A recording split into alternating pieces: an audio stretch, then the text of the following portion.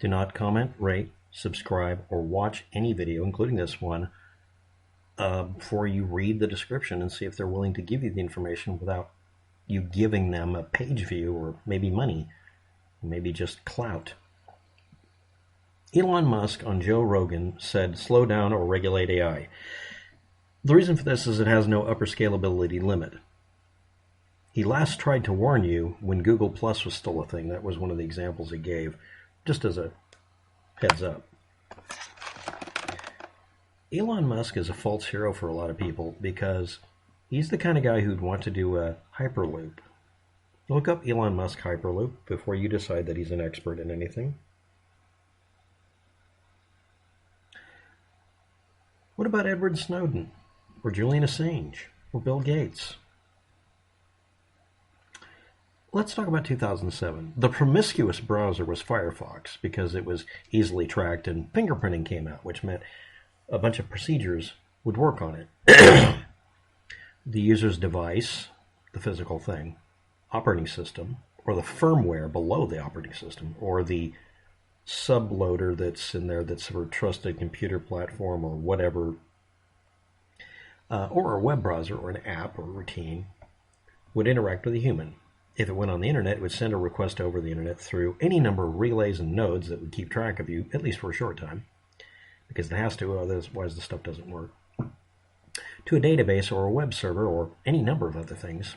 I mean, those are just two of many things that it can communicate with. Then these send data back. The device's operating system, apps, and or browser, because now it belongs to the device, because you're not interacting by reading anything from these web servers, then chooses to react to this information and to repeat this process many times over just to do one thing. Meanwhile, a static web page can be requested and gotten, and that can involve hundreds of transactions. Ultimately, the above process, repeated many times, renders the code to be a page or a user interface or an app or maybe an interactive behavior for the human to see or hear or interact with. And then that repeats itself all over again, even if you move a mouse, because the web browser or app you're using has to keep track of where this is, and if it doesn't, your operating system is keeping track of where the mouse is or what you're doing. That's how it has to work. Unless you make it have dead time, which means it consumes very little power. It does not expend all this effort interacting. It's not monitoring your every move, and seems a lot less creepy, but is it really useful? Convenience and immediacy versus I'm impossible to track because it's practically a DOS prompt-based thing that waits for me to hit enter or actually interact with it. What about the secure web browser in 2007? That was also Firefox. The software in Opera originally, and Firefox, when it became king, just before it got too big for its britches, would let you enable and disable features. All of them. It never had the ability to insist that you had to do something. That's no longer the case. I would set up one copy of Firefox because they eventually became portable. I'll explain that in a minute. I would set up one copy to be the extremely secure one that would forget everything. It was literally programmed, don't retain anything. Don't retain cookies. Nothing. The other one was the promiscuous browser, which would be done under a persona, WAP-TEC. The other one I would interact with my bank, which I have to use my real identity on, and maybe my taxes. There's only very, very few things, if you really work at it, where you have to use your real identity, your real address, and a real phone number.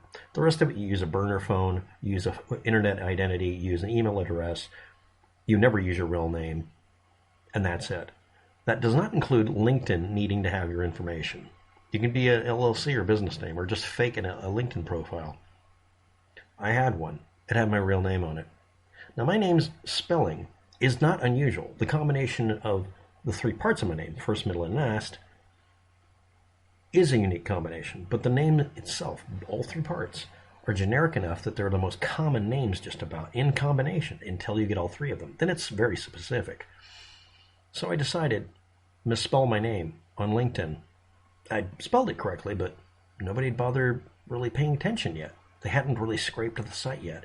So I started changing my name on a regular basis, slightly, and then including LLC or Incorporated or Limited Ltd WAPTech, and then eventually just WAPTech. It let me get away with it and made so many changes that it looked phony, so it became an unreliable data point. Someone found one of the many iterations with the wrong spelling and decided to make nasty comments about my name. And I didn't play it up. I really was trying to get them to stop doing it, because technically people were finding me because Google would find that instead of me. But it was a blessing in disguise, because they kept using the wrong spelling. They didn't know the origin or order of words. Did you know your first and middle name can get swapped because, it's last name first and middle? But not in certain databases. So yeah, they ended up screwing it up enough that it actually helped me by accident. They were trying to make me look bad, but that's okay. But because I'm WAPTech, when you put my face into the infamous face ID code pages or biometric scanners, it doesn't find me. I'm required, because I had a passport at one time, to have biometric data about my face in it. It's a 3D scan. I own a copy of it. Because I kept the images that were used, it's just 2 photos taken about that far apart to do a 3D image of you. I owned both of them. Before I turned them into the FBI and such, or whoever got a hold of it when I did my passport, I altered my own images. Yes, they are passport photos, but they don't do the passport at the photography place. You send it in, which means you can fuck with them. So it didn't have my biometric data at all. You may have noticed on my channels, I have a completely symmetrical face.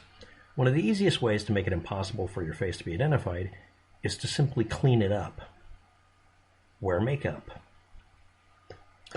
Or alter the 3D scans when you do your passport photos. Well, you only need to submit one picture. By altering one of them when you turn in, if they only require one of them, you have to turn in both of them, by the way. But if you send it in, they can't get a 3D scan that's completely perfect. It will be defective. It will never work correctly. It will say that a human has to do the work, not the machine.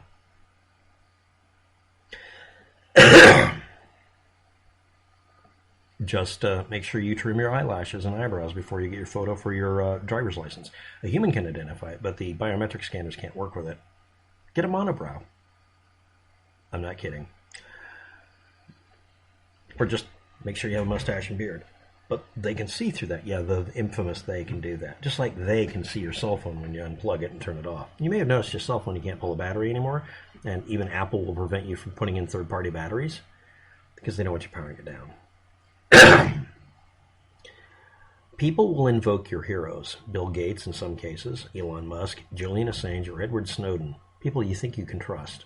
Edward Snowden advised desoldering the camera and microphone out of your cell phone instead of finding the enable wire and cutting it. Edward Snowden does not know how to do the electronics in a cell phone and gave advice on how to do it.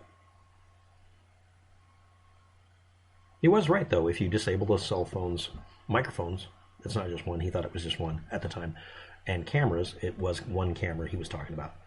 And you use a plug-in headphone that has a microphone built into it. The only microphone that can listen to you is that. Same thing with headphones. Also, the speaker needs to be unplugged, too. Make sure it has a vibrate function, because you're not going to hear the phone go off anymore. When you turn off your phone, it needs to be a physical switch that unplugs the battery. Unless you can do that, you don't have control over the phone. Older school candy bar phones are easier to alter. Extra points if it's got a SIM chip you can put in and pull out, and a battery. What about the GPS? The antenna wire can be cut, or more accurately, you can just permanently disable the GPS. Make sure you, right in the same city you got the thing in, right where you bought it, as soon as possible. If you're going to disable the GPS, make sure it's the enable wire, but if you can't do it, if you can't disable it neatly, disable it permanently some other way. Look for something that looks like a metal dot on a little metal can. They're all very different, so I don't know which one. But once you do that, the only thing it'll have on record, because it'll be recorded someplace, is where you bought it. After that, it'll keep reporting last known location, which is all it ever really does. But I'd rather make it to where I can enable and disable it. So I found the enable wire and just put a switch on it.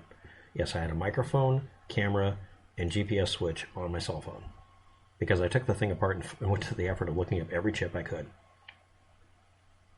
But you may have noticed some websites that talk about, mobile cell phone repairing.com or whatever. If you look up GPS, it may or may not give you the correct information. They get paid by some of the companies to make sure you break the phone because it's plausible deniability.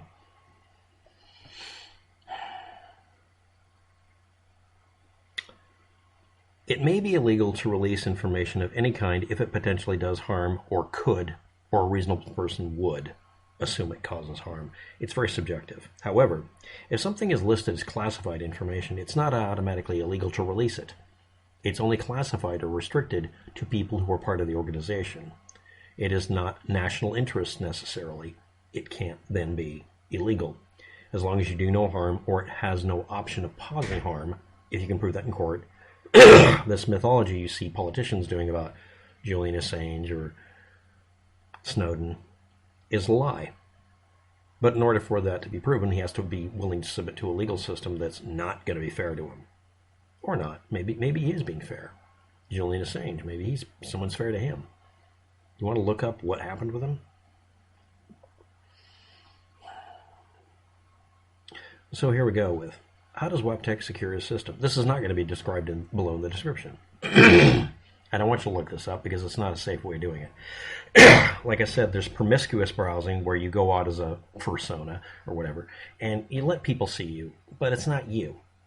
And then you have a private, and then you have a secure version of you. The secure version is your privacy. There is no such thing as you revealing any personal data and calling it private on the internet. It's secured. It can't be seen. Communicate with your bank. Communicate with your employer. Make sure both of them are told, I'm opting out because I've had identity theft issues, and if you cause it, I will sue you for the full amount. If you put that on a piece of paper and say, you will agree to this or I won't do business with you, they're thinking, I can get a $1 million lawsuit in exchange for 15 cents worth of data that I'm selling, or I can just not do it. And also tell them, sometimes the U.S. federal government tests you. Remember that. I could be a test person. This could be a test call. I used to do that. I used to do test calls for the phone company, catching people who would infiltrate the phone company, grab people's data, and then use it for hostage situations on the internet. Yeah, I used to catch people doing that. No system is secure. Humans are involved, or not. But here's how you do a secure operating system versus a private operating system versus a promiscuous. If you're using any operating system you had to pay money for, which means if you didn't pay money for it, you would be prevented from running it, like it needs a secure code or a serial number or a product key, that would be all of them, right? Or you have to agree to some agreement. Any of those that ask for a pound of flesh in any way are insecure because they can be turned off. Microsoft Corporation went to the trouble of installing malware on machines by using the security update feature by dumping Windows 8 on machines that worked correctly and breaking them. Microsoft Corporation products are not a secure operating system.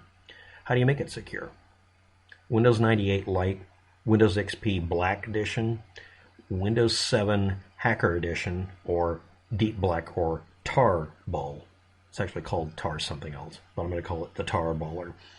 These are versions where everything is removed from the operating system that you can possibly rip loose, and then patching everything else up, and then putting security patches on manually, and then locking it down to where it can never run auto-update again. And Windows 7 is now at that point because it's being dropped, which means you can make it very secure by using hacker utilities. Use portable apps. That's really a private operating system, not really truly secure, but it's pretty close. That's what I use on the internet because I do nothing but conspicuous browsing in a privacy-oriented version of Windows. Secure op systems, any Linux derivative, it doesn't matter which one. Just make sure it's secured by removing every utility. It's the same utility thing. And then for truly promiscuous behavior on the internet, don't. The less data they have, the more they'll get aggressive with you. But if everybody did it, being an activist right now, we'd be better off if we kept them out of our shit. I do videos on the subject occasionally. If you're looking up Bill Gates, Edward Snowden, or anybody else for some sort of inspiration and hero worship stuff, you were lied to. And if you don't find the description containing all the information that's going to be in the video, it's wasting your time on purpose. Thanks for watching. Have a good day. Good luck with that. You didn't have to watch this video, but thank you if you did.